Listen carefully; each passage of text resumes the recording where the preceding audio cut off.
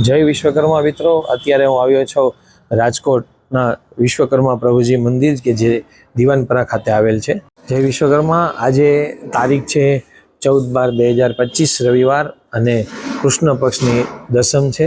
આવો આપ સૌને આજના વિશ્વકર્મા દાદાના સુંદર મજાના દર્શન કરાવું.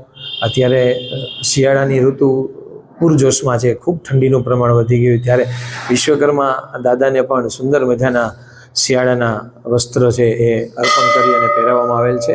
આપ સૌ જોઈ શકો છો. આપ સૌને જય વિશ્વકર્મા. વિશ્વકર્મા દાદા આપણા સૌની મનોકામના પૂર્ણ કરે.